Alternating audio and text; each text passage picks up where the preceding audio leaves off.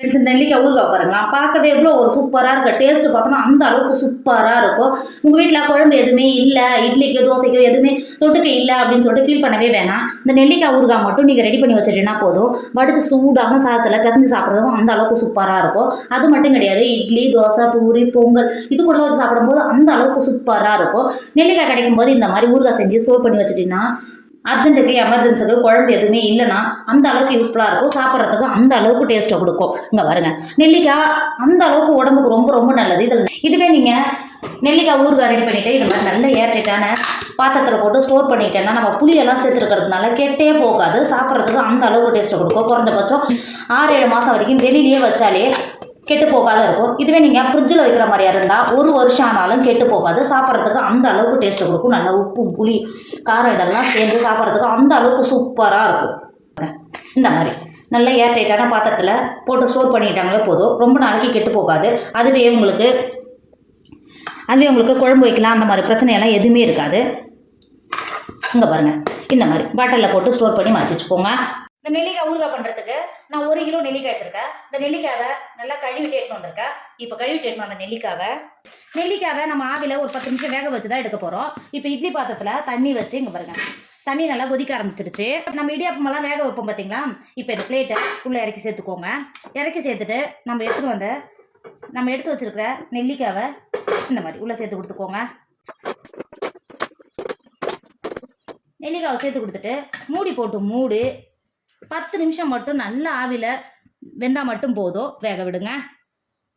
இப்போ பாருங்க, நெல்லிக்காவை வேக வச்சு 10 நிமிஷம் ஆகிடுச்சு. எந்த அளவுக்கு நல்லா நெல்லிக்காய் கலர் மாதிரி வெந்திருக்கு பார்த்தீங்களா, இந்த அளவுக்கு வெந்தாவே போதும். இப்போ இது வெளில எடுத்துக்கோங்க. வெளில எடுத்துட்டு ஒரு 15 நிமிஷத்துக்கு இதை நல்லா ஆற விடுங்க. இப்போ பாருங்க, நெல்லிக்காவை மாற்றி கொடுத்துட்டு இப்போ இறக்கிக்கோங்க. இப்போ பாருங்க, ஒரு பாத்திரத்தில் 180 கிராம் புளி எடுத்து 1/2 மணி நேரம் நல்லா ஊற வச்சு கரைச்சிட்டு புளி தண்ணி எடுத்து வச்சுருக்கேன். இப்போ இந்த புளி தண்ணியை நல்லா கொதிக்க விடுங்க. நீங்கள் கரைக்கும் போது ரொம்ப கெட்டியாக இருந்தால் கெட்டியாக வச்சு கொதிக்க வச்சிங்கன்னா புளியோட பச்சை வாசனை போகாது. இந்த அளவுக்கு கொஞ்சம் தண்ணி சேர்த்து நல்லா கரைச்சி கொதிக்க வச்சா மட்டும்தான் புளியோட பச்சை வாசனை போகும். இப்போ கொதிக்க விடுங்க. இப்போ பாருங்க, புளி தண்ணி எந்த அளவுக்கு நல்லா புளியோட பச்சை வாசனை போய் எந்த அளவுக்கு நல்லா கொதிச்சு எந்த அளவுக்கு நல்லா கெட்டியாக வந்துருக்கு பார்த்தீங்களா. இப்போ இறக்கிக்கோங்க, மாற்றி வச்சுக்கோங்க. இப்போ பாருங்க, நெல்லிக்காய் நல்லாவே ஆறிடுச்சு. இப்போ இந்த நெல்லிக்காவை உள்ள விதை இருக்குது பார்த்தீங்களா, அந்த விதையை மட்டும் இந்த மாதிரி லைட்டாக இது மாதிரி கட் பண்ணணும் கிடையாது. இப்போ லைட்டாக இருந்தாவே இதில் இருக்கிற விதையை எடுக்கிறதுக்கு ஈஸியாக இருக்கும். இந்த மாதிரி இருக்கிற நெல்லிக்காவெல்லாம் இதே மாதிரி கட் பண்ணிவிட்டு உள்ளே இருக்கிற விதையை எடுத்துக்கோங்க. பாருங்க, இருக்கிற நெல்லிக்காயில் விதையெல்லாம் நீக்கிட்டே எடுத்து வச்சுருக்கேன். இப்போ இந்த நெல்லிக்காவை பேஸ்ட்டாக அரைச்சி தான் எடுக்க போகிறோம். இப்போ ஒரு மிக்சர் எடுத்துக்கோங்க. நம்ம விதையை நீக்கி எடுத்து வச்சுருக்கோம்ல, நெல்லிக்காவை இந்த மாதிரி மிக்சருக்குள்ளே சேர்த்து கொடுத்துக்கோங்க. இந்த மாதிரி சேர்த்து கொடுத்துட்டு அது கூடவே 4 டேபிள் ஸ்பூன் அளவுக்கு கல்லுப்பு எடுத்து வச்சுருக்கேன். இப்போ இந்த கல்லுப்பை சேர்த்து கொடுத்துக்கோங்க. கல்லுப்பை சேர்த்து கொடுத்துட்டு மிக்ஸி மூடி தண்ணி எதுவும் சேர்க்காமலே பேஸ்ட்டாக அரைச்சி எடுத்துக்கோங்க. இப்போ பாருங்கள், நம்ம அரைச்சி எடுத்த நெல்லிக்காய் இந்த அளவுக்கு இருக்கணும். இங்கே பாருங்க, திரும்பவும் இருக்கிற நெல்லிக்காவை இதே மாதிரி அரைச்சி மாற்றி வச்சுக்கோங்க. அடுப்பில் ஒரு பாத்திரம் வச்சுக்கோங்க. 200 ml நல்லெண்ணெய் சேர்த்துக்கோங்க. எண்ணெயை சேர்த்து எண்ணெய் நல்லா சூடாயிடுச்சு. 1 டேபிள் ஸ்பூன் அளவுக்கு கடுகு சேர்த்துக்கோங்க. கடுகு நல்லாவே பொரிஞ்சு வந்துருச்சு. 2 கொத்து அளவுக்கு கருவேப்பிலையை உருவிட்டு சேர்த்துக்கோங்க. கருவேப்பிலையை சேர்த்து கொடுத்துட்டு நம்ம ஏற்கனவே நெல்லிக்காவை மிக்ஸில் நல்லா அரைச்சி வச்சுக்கோம்ல, இப்போ நெல்லிக்காய் பேஸ்ட்டை உள்ள சேர்த்துக்கோங்க. நெல்லிக்காய் சேர்த்துட்டு நல்லா கிண்டி கொடுத்துக்கோங்க. கிண்டி கொடுத்துட்டு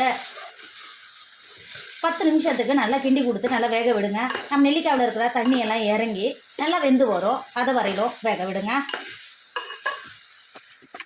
பாருங்க, எந்த அளவுக்கு நெல்லிக்காய் வெந்து எண்ணெய் பிரிஞ்சு வருது பார்த்தீங்களா.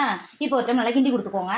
இந்த அளவுக்கு நல்லா கிண்டி கொடுத்துட்டு இந்த ஸ்டேஜில் 4 டேபிள் ஸ்பூன் அளவுக்கு காஷ்மீர் மிளகாத்தூள் எடுத்து வச்சுருக்கேன். இப்போ உள்ள சேர்த்து கொடுத்துக்கோங்க. சேர்த்து கொடுத்துறது கூடவே 1 டேபிள் ஸ்பூன் அளவுக்கு பெருங்காயத்தூள் சேர்த்துக்கோங்க. டேபிள் ஸ்பூன் கடுகு, 1 டேபிள் ஸ்பூன் வெந்தயம், ஒரு 10 நிமிஷத்தில் நல்லா லோ ஃபில்ல வச்சு வறுத்து மிக்சியில் போட்டு பவுடராக அரைச்சி எடுத்து வச்சுருக்கேன். இப்போ இந்த பவுடரை உள்ள சேர்த்துக்கோங்க. பவுடரை சேர்க்கும் போது அந்த அளவுக்கு வாசனையை கொடுக்கும். சேர்த்து கொடுத்துக்கோங்க. சேர்த்துட்டு இப்போ ஒரு டைம் நல்லா கிண்டி கொடுத்துக்கோங்க. கிண்டி கொடுத்து ஒரு 5 நிமிஷத்துக்கு நம்ம சேர்த்த மிளகாத்தூளோட பச்சை வாடை போய் நல்லா வெந்து வரும், அதை வரையிலும் நல்லா கிண்டி கொடுத்து வேக விடுங்க. நீங்கள் கிண்டி கொடுக்காம இருந்தீங்கன்னா அடி பிடிக்கும். அதனால தான் சொல்கிறேன். இந்த அளவுக்கு நல்லா கிண்டி கொடுத்து வேக விடுங்க. பாருங்க, நம்ம சேர்த்த மிளகாத்தூளோட பச்சை படையெல்லாம் போய் எந்த அளவுக்கு நல்லா வெந்து வந்திருக்கு பார்த்தீங்களா? இப்போ ஒரு டைம் நல்லா கிண்டி கொடுத்துக்கோங்க. கிண்டி கொடுத்துட்டு நம்ம ஏற்கனவே புளியை நல்லா கொதிக்க வச்சு எடுத்து வச்சுருக்கோம்ல, இப்போ புளி தண்ணியை சேர்த்து கொடுத்துக்கோங்க. புளி தண்ணியை சேர்த்துட்டு இப்போ ஒரு டைம் நல்லா கிண்டி கொடுத்துக்கோங்க. கிண்டி கொடுத்து ஒரு 10 நிமிஷத்துக்கு வேக விடுங்க. நல்லா கிண்டி கொடுத்து வேக விடுங்க. இடையில நல்லா கிண்டி கொடுத்துக்கிட்டே இருந்தால் தான் நல்லா வெந்து வரும். இப்போ கிண்டி கொடுத்து வேக விடுங்க. இல்லைங்க, நம்ம சேர்த்த புளி தண்ணி எல்லாம் சேர்ந்து எந்த அளவுக்கு நல்லா வெந்து வந்திருக்கு பார்த்தீங்களா? இப்போ ஒரு டைம் நல்லா கிண்டி கொடுத்துக்கோங்க. கிண்டி கொடுத்துட்டு 3 டேபிள் ஸ்பூன் அளவுக்கு வெல்லத்தை இந்த மாதிரி இடித்து வச்சுருக்கேன். இப்போ இந்த வெல்லத்தை உள்ள சேர்த்துக்கோங்க. சேர்த்துட்டு இந்த மாதிரி நல்லா கிண்டி கொடுத்து இறக்கிக்கோங்க.